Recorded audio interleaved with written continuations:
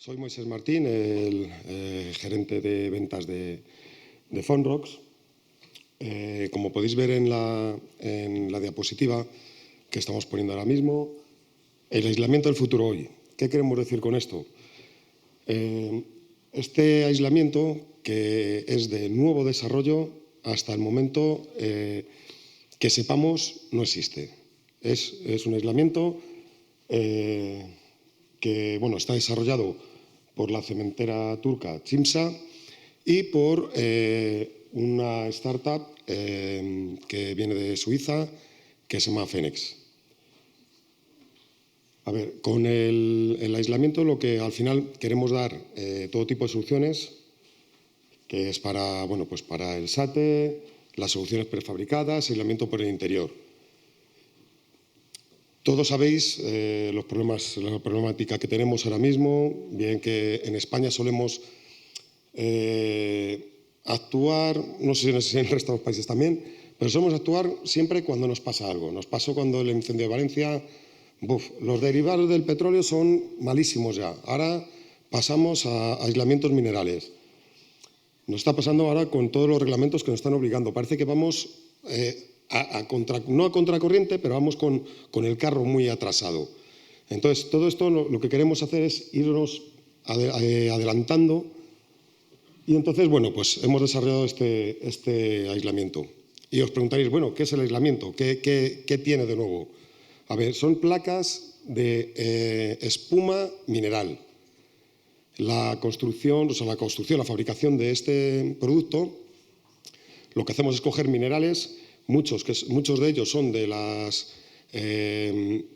la hora de fabricar los cementos, las propias cenizas, los propios restos de la fabricación del cemento, mezclado con otro tipo de minerales y con una receta mágica, dijéramos, fabricamos este aislamiento. Es totalmente circular, es ecológico, circular, resistente al fuego, clasificación A1. Ahora os pondré una diapositiva para que veáis un poquitín las características del aislamiento. Es rígido, muy estable y muy, muy, muy ligero. En un principio lo tenemos pensado, todo esto que os estoy hablando estamos en desarrollo, ¿vale? O sea, desarrollo muy avanzado para fabricación en un par de meses. Entonces, el primer punto a ver si me pasa ahora. Esta es la ficha que os comentaba. Como podéis ver, empezando por la densidad, 75 kilos metro cúbico, bastante estable. La conductividad térmica, 0,039 vatios metro Kelvin. Y luego podéis ver más el tema de las absorciones, la resistencia a la compresión, muy importante. Todo esto al final son las características que, si alguno tenéis alguna duda, ahora os las explicaría mucho mejor en nuestro estanque. Estamos ahí en la zona de exposición. Lo que es muy importante es cómo nos comparamos con el resto de aislamientos que hay en el mercado. Sabemos que ahora mismo los aislamientos que son más económicos, los derivados del petróleo, XPS, EPS, son más económicos, pero al final el tema de reciclabilidad y el tema de fuego les penaliza bastante. En cambio, las lanas minerales están claro que para el tema de fuego y tema reciclable también son muy buenas, pero suelen ser bastante caras cuando estamos hablando de aislamiento hacia el exterior. Luego, los materiales más ecológicos, como podemos hablar los corchos o las espumas de las fibras de madera, sí, son muy ecológicos, pero son muy caros y no todo el mundo está dispuesto no solo a pagar, todo el mundo quisiéramos poner materiales ecológicos, pero luego no tienen todas las propiedades que se busca dentro de un material aislante. Entonces, claro, nosotros al final somos A1 a fuego.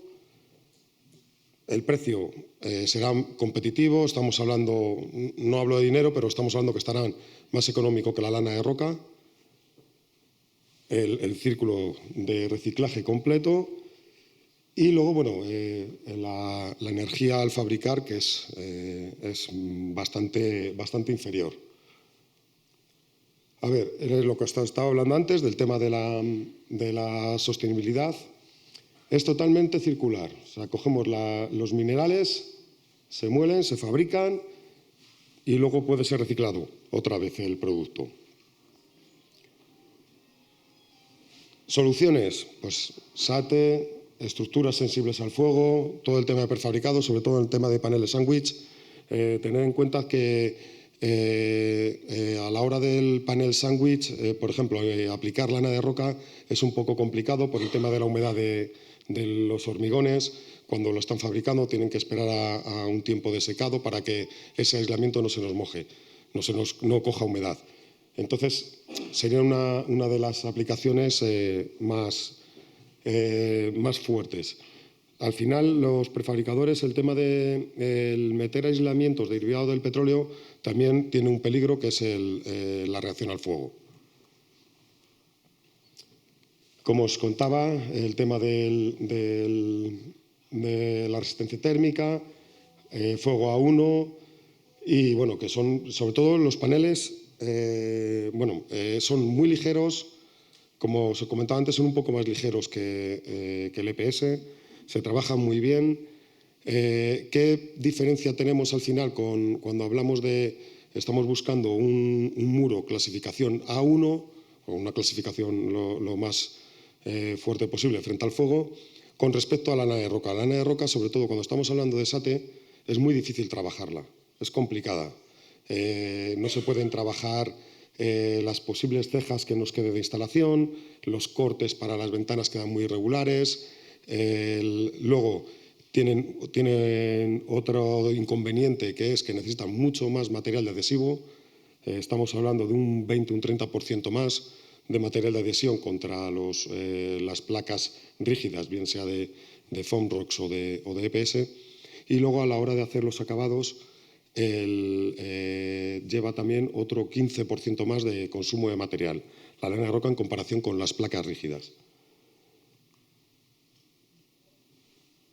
¿Qué nos pasa con el tema del fuego? Pues que al final todo esto que os estaba contando estamos en desarrollo, a punto de fabricar, fabricar en mes y medio, 2 meses.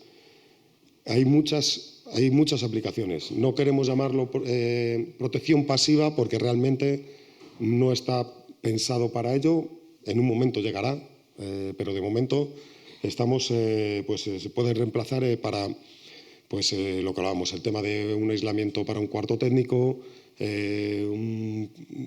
no quiero decir sectorización, porque tampoco sería correcto, porque no llega a ser una protección pasiva. Pero bueno, podemos usarla para fortalecer esos sectores, esos habitáculos que tienen riesgo de incendio.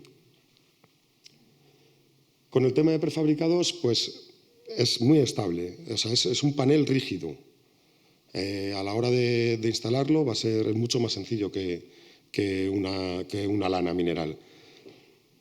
Muy ligero, lo que va a simplificar mucho, no simplificar, sino que puede haber ahorro de coste en transporte, porque al final, si tú estás metiendo un panel que viene con un aislamiento mucho más ligero, el camión lleva mucho menos peso, el transporte lleva mucho menos peso, entonces menos consumo en el transporte.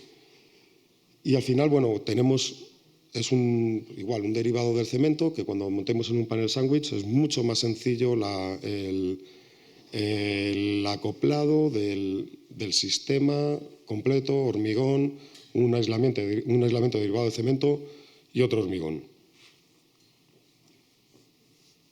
A ver, actualmente estamos con el tema de cubiertas, aplicable a cubiertas inclinadas. Estamos desarrollando también el tema de cubiertas planas, porque ahora mismo no conseguimos todavía la resistencia para poder ser una cubierta plana y menos transitable. Es compatible con todos los productos que podéis echar en una cubierta, bien las láminas de control de vapor, la impermeabilización, bien con lámina asfáltica o cualquier producto TPO, PVC, PDM. Es compatible con todos ellos. Y bueno, y como os contaba, es un proyecto en desarrollo, que lo podéis ver aquí. Ahora mismo estamos, bueno, ya con pruebas ya estamos un poquito más adelante. Ya estamos en la planta de producción, os he dicho, estamos en Buñol, en Valencia. Ahora mismo se están haciendo ya pruebas de la mezcladora. Si no hay nada raro, como os comentaba antes, para finales de año empezaremos la producción. Con un poco suerte, para el 2027 esperemos estar ya expandiendo a otros mercados. Es un producto muy nuevo, que estamos ahora muy encima de ello, con mucho desarrollo, pero que es inmediato. O sea, llevamos ya trabajando bastante tiempo y ya es el momento de sacarle al mercado.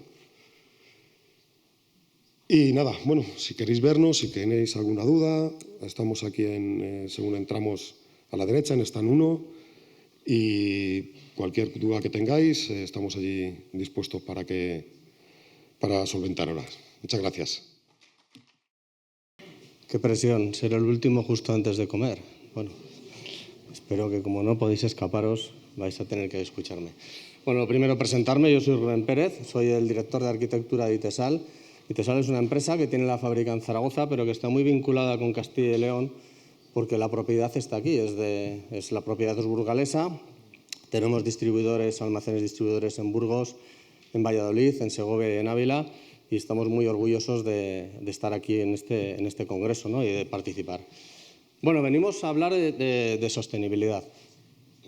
Si os fijáis, mira, aquí se ve también, esta imagen que estáis viendo es cómo está aumentando la temperatura, ¿no?, en el tiempo, ¿no?, en el planeta a lo largo de los años. Esta otra imagen es lo que pasaría, claro, pensamos en temas medioambientales, pero que también están muy relacionados con los temas económicos, con los temas sociales, con los temas de confort, ¿no? ¿Qué pasaría con el turismo si aumentara la temperatura? Me parece que pone 3 o 4 grados. ¿Qué pasaría con ese turismo? Pues en las zonas rojas sería una disminución del turismo, ¿no? La gente preferiría ir a otros sitios donde pues estarían más a gusto, estarían más cómodos, con lo cual eso es una repercusión económica, y sobre todo en países como el nuestro, que están muy afectados, ¿no? Estamos muy condicionados en el PIB por ese tema. ¿Qué pasa si hablamos de lo que es la construcción? Pues fijaros, no voy a ponerlo aquí no voy a nombrarlo, ¿no?, pero porque se ha hablado a lo largo de las ponencias de hoy, todas las cuestiones que la construcción, cómo están afectando a ese consumo de recursos que estamos hablando antes. En una ponencia se hablaba de un libro que se creó hace unos cuantos años, ¿no?, de los límites del consumo, pues todo eso cómo está afectando.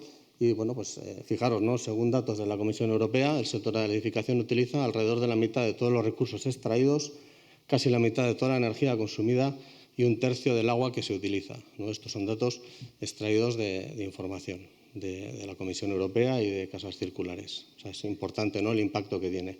Bueno, ¿y qué podemos hacer?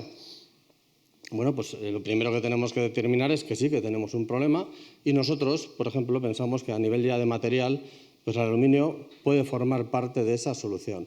Fijaros, esto es una tabla periódica que se hizo con conmemoración del aniversario de la creación de la tabla periódica, en la que se habla de los 90 elementos químicos que digamos que más se utilizan a nivel normal, ¿no?, en la sociedad, en los elementos. Fijaros que es una tabla periódica un poco extraña, pero fijaros sobre todo en los colores. En los colores quiere decir desde los rojos hasta los verdes. El rojo serían los que más problemas hay de escasez, y de escasez no quiere decir que se termine. Quiere decir, por ejemplo, que el coste de extracción sea superior a lo que podemos necesitar, ¿no?, a lo que ya merezca la pena. Hay uno por ahí que es el indio, que por ejemplo se utiliza para lo que son las pantallas táctiles de los móviles. Pues es uno de esos materiales que, pues, bien porque se acaben o bien porque sea su coste de extracción muy caro, pues puede ser un problema a corto o medio plazo. En cambio, si veis el aluminio, pues es uno de los materiales, es el tercer elemento más común de la corteza terrestre, que es un material que es muy difícil que se llegue a agotar o que se llegue a terminar, sobre todo porque otra de las cosas que tiene es que encaja perfectamente en esos modelos de economía circular. Economía circular son 2 palabras. Circular la tenemos todos muy medida en la cabeza, ¿no? Es cerrar ese círculo que está ahí dibujado.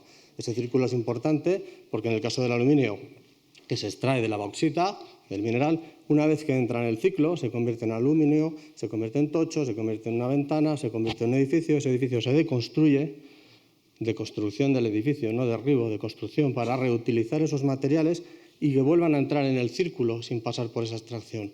Por ejemplo, en el caso del aluminio, para que os hagáis una idea, si necesitamos 100 unidades de energía para extraer 1 kilo de aluminio desde la fase de primario, cuando viene a través del círculo se utilizan menos de 5.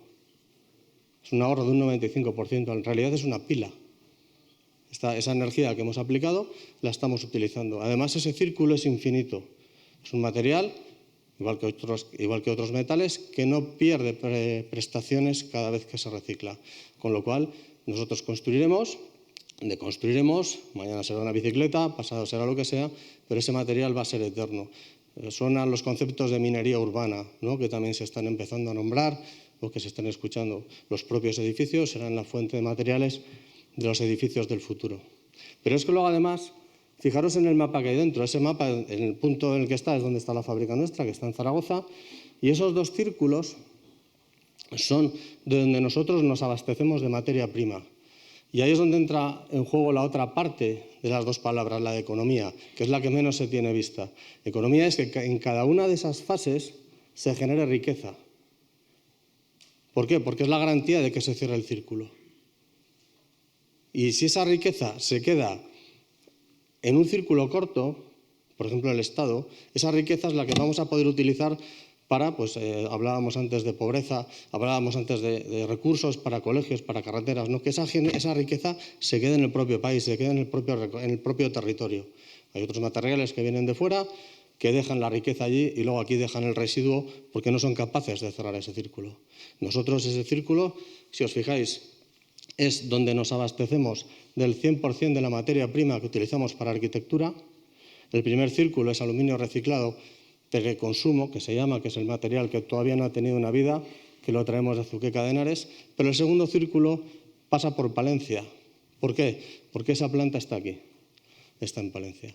Bueno, pues ese 100% de material lo traemos de esas 2 plantas, luego hablaremos del aluminio de Palencia, que es un poco especial, y en esos círculos viven dentro de esos círculos el 60% de la población. Es decir, nosotros somos capaces de poner un aluminio de baja huella de carbono, lo veremos por qué, además sin una baja huella de carbono, o sea, sin un carbono asociado a transporte.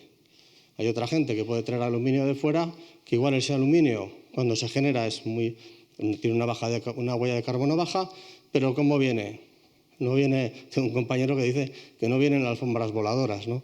Al final viene en un camión diésel que por el tubo de escape lo que está haciendo es soltar, ¿no?, ese carbono, esa contaminación que se genera. Entonces, importante esa economía circular, que sea circular, pero que sea economía, porque es la garantía de que esos círculos se cierren y llegamos al final. Y fijaros, ¿cuánto de circular es la economía mundial? Pues mira, solo el 6,5% de la economía mundial es circular. Hace 8 años era casi el 9%, pero ¿qué ha pasado? Pues una guerra, otra guerra, lamentablemente estamos yendo hacia atrás. Eso no quiere decir que no seamos capaces, ¿no?, y en estos congresos también se utilizan para eso, de avanzar hacia conseguir mejorar esto. ¿Cómo lo enfocamos desde ITESAL? Pues por un lado trabajamos con aluminio, solo hacemos aluminio. Hacemos una parte de aluminio industrial y otra parte de la arquitectura, que es el que nos gusta, para convertirlo en ventanas, en protección solar, en celosías, en esas cosas que forman parte de la envolvente del edificio y también dentro. ¿Y cómo lo enfocamos a nivel de sostenibilidad? Pues primero con las DAP, segundo, pues la certificación ISO 14000, una certificación para Francia ALU Plus C-, Aragón Circular, Cradle to Cradle, que estamos en proceso. Tenemos ya medida la huella de carbono en los ámbitos 1 y 2 y estamos preparando la tercera, ¿no? Nos estamos preparando para todas esas cosas. ¿Y por qué os decía que el aluminio de Palencia es un poco especial? Fijaros, este es el aluminio de donde nosotros, un poco lo que es la huella de carbono del aluminio a nivel mundial. El aluminio que viene de China, China es el mayor proveedor, el mayor fabricante de aluminio del mundo. El segundo es Rusia, el segundo, que ha pasado con todas las sanciones. Bueno, pues es Rusia, o sea, es China el primero, Rusia es el segundo a mucha distancia, pues tiene una media de unos 20 kilos de CO2 por kilo de aluminio. El aluminio mundial, si quitamos el de China, si lo mezclamos todo, por las huellas ¿Cómo se genera? Pues generalmente con electricidad generada por carbón o elementos fósiles, ¿no? Gas o petróleo, pues tiene unos 16,7 kilos por kilo de CO2 por kilo de aluminio. La media del aluminio producido en Europa es del 6,7. Si nosotros hablamos de aluminio primario, el que tiene Itesal, aquí ya empezamos en el primer verde, ese primario es el que se extrae de la bolsita. Todo lo que gastamos es aluminio generado con electricidad proveniente de energías renovables, principalmente hidráulica. Solo tiene 4 kilos de CO2 por kilo de aluminio. Pero es que lo que gastamos en arquitectura, que es ese Eternalum, y ese Eternalum 100%, que es el que se fabrica aquí en Palencia, es aluminio 100% postconsumo. ¿Qué quiere decir? Que es un aluminio que ya ha tenido una vida. Ya ha sido una ventana, ha sido una pata de una mesa, ha sido una bicicleta. Es un aluminio que esa huella de carbono, como es reciclable 100% y como es una batería, baja radicalmente. Y estamos hablando que tiene un valor de 0,5. Pero cuidado, eso es el tocho, la materia prima. Luego importa la fábrica. Ahí es donde os decía que estamos certificados, o sea, tenemos media huella 1 y 2 y estamos en la certificación de la 3. ¿Cuál es la solución que plantea Itesal a estos edificios, a esta sostenibilidad, a este futuro? La aleación Eternalum. Es como se llama, es el nombre comercial. Pero viene de todo esto que hemos hablado. Es una aleación que se hace en España, que se trabaja en España, que se genera en España y esa riqueza se queda aquí y que lo que va a hacer es aportar a todos vuestros edificios, aparte de unas prestaciones técnicas excepcionales, con las series que tenemos, una huella de carbono muy baja. ¿Y por qué digo que excepcionales? Porque tenemos las series NG, que son sí o sí este aluminio. Si ustedes ponen mañana en su casa una ventana con aluminio Itesal y una serie NG, es aluminio 100% postconsumo con la huella de carbono más baja del mercado. Y hasta aquí quería llegar hoy. Muchas gracias por atenderme. Me quedan 30 segundos. No se puede admitir ninguna pregunta, pero bueno. Muchas gracias. Os he dejado ir a casa.